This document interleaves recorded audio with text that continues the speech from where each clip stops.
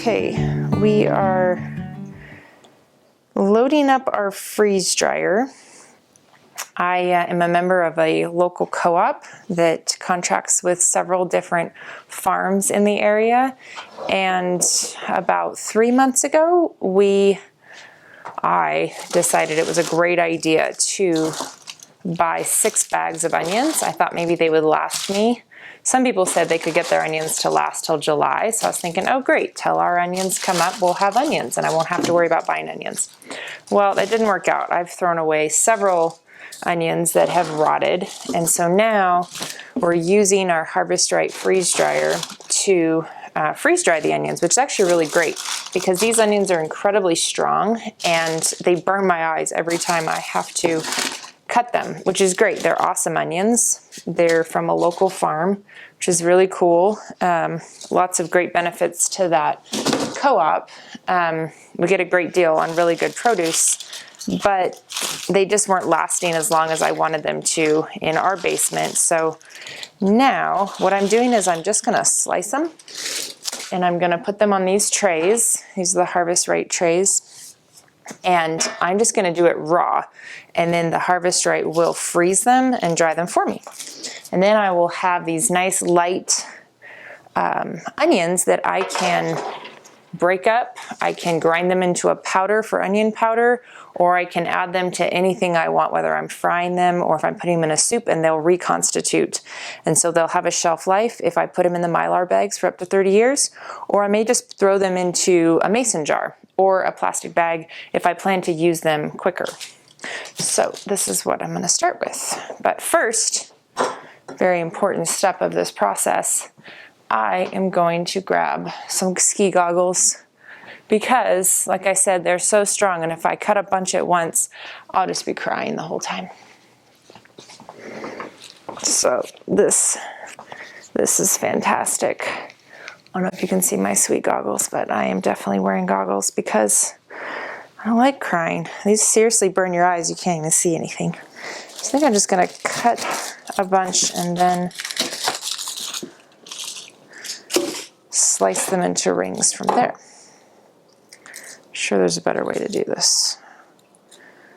That would be good. So we've had our Harvest Rite for about, I don't know how long we've had it, not a full year, maybe 6 months, 8 months maybe. Anyway, we've been trying to figure out what works well, what doesn't. So it's a lot of hit and miss. Some things have worked really great, some things not as great. We found certain meat products do not reconstitute very well, especially chunky. I did some pork, that didn't work. I think I just need to follow what other people actually freeze dry, which mostly for meat, you find really small bits of chicken and ground beef. So I think going forward, that's what I'm gonna focus on because that reconstitutes better, but it needs to not be a big, thick, chunky chunk of meat, but a small, thinly sliced piece of meat. Some things we really like are fruit, which fresh fruits and vegetables are something that always forces me to go to the store every week. So trying to think about what are those things that I could freeze dry that I can have on hand that otherwise would be hard to keep. Like you can freeze fruit, but frozen apples are not great to snack on. You could, but freeze-dried apples are really delicious. Okay, this one's kind of yucky. And some other things I've done is different soups. Some have worked better than others. It'd be helpful if I followed recipes, but I don't always follow recipes. And yeah, some of these are they're just getting rotten. I don't know, our basement's pretty cold, but they're not staying nice and fresh down there, that's for sure.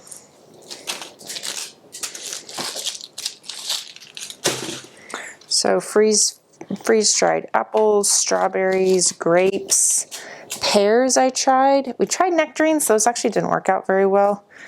Bananas are really great, freeze-dried. I've been doing these onions. I did freeze-dried green beans, but I have not actually reconstituted them yet, so I'm not sure. We have a ton of frozen green beans. I did recently From our first year we did a garden, I did a bunch of squash. We had so much squash. It was like rookie first gardener mistake. We had squash that took over the garden. So I have frozen squash from 2 years ago, which I'm sure is mostly freezer burnt by now. So I've been taking that out slowly and freeze drying it. And I think my plan is that I will freeze dry, use the freeze dried squash to turn it into a powder, and then add it to squash bread that I make. It kind of just hides it, but I feel like, hey, if you can hide vegetables in a delicious, yummy bread, add some chocolate chips to it, and the kids will eat it, then winner, winner, chicken dinner. So I'm thinking I'm going to try that. I haven't actually done it yet, but that's the plan with my freeze-dried squash. Some nice thick rounds. And then I'm just going to lay them directly onto these trays, just like this. And that is all I'm going to do. So it is a pain to cut them, but once they're cut, I'm not doing much else with them. And you could pre-freeze anything that you're putting in the freeze dryer, and I would say it cuts the freezing time down in half, but I don't want to wait to get these in, so I'm just going to let the freeze dryer do its magic, and it'll freeze them for me, but it will take twice as long. So it's going to sit in your freezer or it'll sit in the freeze dryer. I think from an energy perspective, your freezer's already on, so it's more cost effective to pre-freeze, because that way you're not running your freeze dryer for an extra 12 hours. But I mainly save that process for liquids. So I will pre-freeze liquid items, which so far what I've done that's liquid is milk. I had some milk that we were leaving town and it was going to expire, so I decided to freeze it. And it's very hard to load the freeze dryer with liquids, so it's best to put your trays into a deep freeze or somewhere that you can access them and pour into.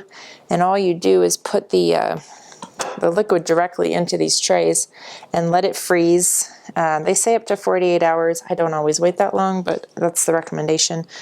And once it's frozen, then you load it. It's much easier to handle. So the things I've done are milk. That worked out really well. So then when I came back from our trip, I had a bunch of powdered milk that I could use. I didn't have to run to the store to get milk, because you just add it to water, blend it up, and reconstitute it, and there you go. You have fresh milk for smoothies or cereal or whatever baking you're doing. The other thing I tried a couple days ago was eggs. I have not done that before, but eggs were in short supply and very expensive. I don't know, like a minute ago, maybe a few weeks ago, they're kind of coming back into the store. So I bought a bunch of them, and I decided I was going to try freeze drying them. Just looked up how do you do that best. And I separated them out because I can only eat egg yolks. My family can eat egg whites, but I'm allergic to egg whites, so I separated them out, and then I blended them up, just with a hand mixer, beat them up, and then I did the same thing. I put the trays in the freezer, and then I poured the egg white and egg yolk into separate trays, pre-froze it, and then added it to the freeze dryer, and it came out great. It just turned to powder, which I then put into mason jars because I plan to use it right away, at least just to try it. I think in the future I'll do it again and then put it in the Mylar bags for longer term storage with the oxygen absorber. But I think that'll be really great, because either if I can't go to the store, that's another thing. Dairy, eggs, and fruit are things that you run out of, and vegetables. So if you can have extras on hand or in your pantry, that's pretty amazing. So having some powdered eggs on hand will be great. So I'll be doing that again. I haven't tried any other liquids, but I'm sure the experiments will continue. Okay, so here's our fully finished onion trays, just raw onions all chopped up. And we will take these downstairs. Okay, so here we are in the basement. We have our freeze dryer in the basement because it's loud, and we had it in the kitchen and it was just way too much. So we moved it down here so it can run for 24 to 48 hours without really disturbing us, and we don't notice it too much at all. Okay, So this thing's ready to go. There's our freeze dryer. We have the medium size Harvest Rite, and I turned it on. It's all pre-frozen, ready to go. So now it's just telling me to close the drain valve and load the trays. So I'm opening it up, and I'm just gonna load them all in.